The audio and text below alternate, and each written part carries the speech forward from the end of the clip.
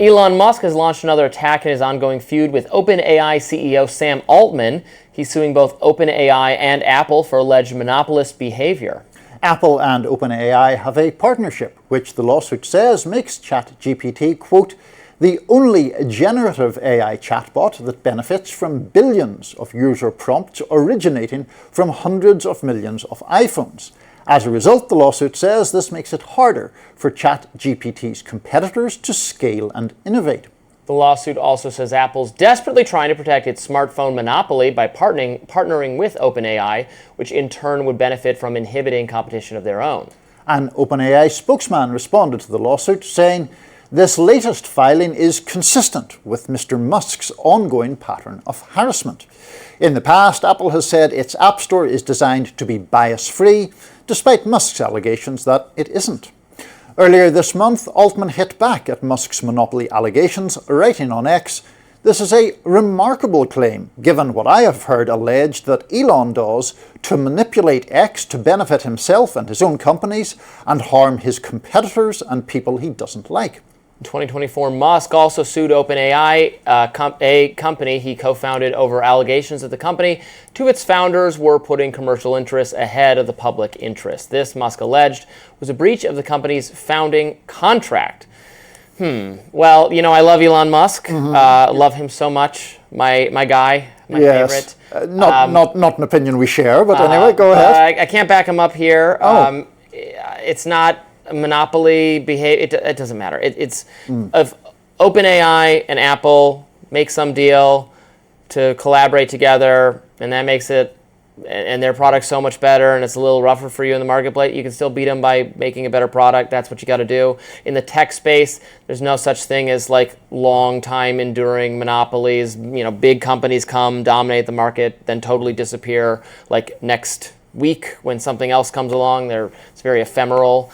We've seen the chaos in like what are the top 5 or 10 tech companies for the last 20 years. It's just a constant shifting because it's hard to have a monopoly over your attention, which is what they're ultimately competing for.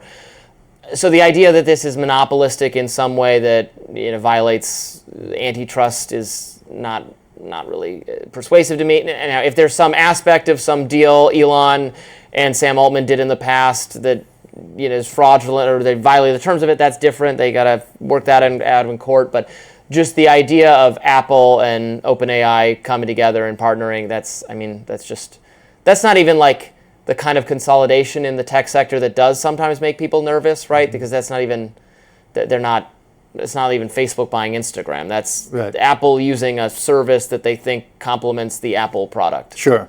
So look, your tech issues are much more of a specialty of yours than they are of mine, so I would bow to your superior knowledge in those matters. You're much more pro Elon Musk than I am. I feel peculiar adopting a slightly, at least sympathetic to Elon position, but let's say for the sake of argument that one part of his case, the allegation that Apple is somehow fixing the App Store charts to make sure that ChatGPT is always at the top of it.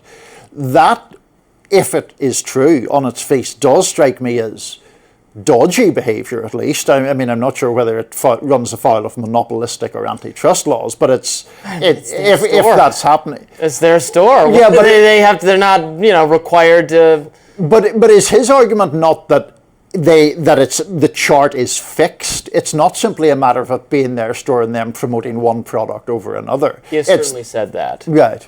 He has said that in the past. I don't know whether it's the case. Again, you're right that this is kind of verging on arguments that some Elizabeth Warren type people have made or Lina Khan has made in, I think, bringing a suit against Apple having to do with what's the default internet search browser on Apple devices, and that being some kind of corrupt, shady, monopolistic bargain. But of course, it's that way because that's how consumers of the Apple iPhone want it. That if you changed it, people go, "Why is it different? How dare you?" Why is it Chrome? It'd be very weird if the government was like, "You have to change it to something people like less." People don't often how it shakes out in these antitrust cases, in my view, which is why I'm not particularly partial to Lina Khan or Elizabeth Warren. And unfortunately, on this issue, Elon Musk. He's just got to outcompete Sam. He hates Sam Altman. It's so personal, and kind of funny. They're like a Tesla, Edison type situation all over again. Yeah, they really do despise each other, which is about the most entertaining element to all this feud, I think. But I love Grok, and I think Grok can compete against ChatGPT, and just got to keep working at these things until they can do all of our jobs for us, and we can ride off into the sunset. Elon will be heartened that you came round to his side at the very end there, I'm sure. I ask Super Grok questions all the time. But that does it for us on Rising Live. Look out for more exclusive YouTube content coming your way later today, and be sure to like, share, and subscribe to the Hills YouTube channel so you never miss any content. And for those of you who like to listen while on the go, we're now available anywhere you listen to podcasts. We'll see you back here tomorrow.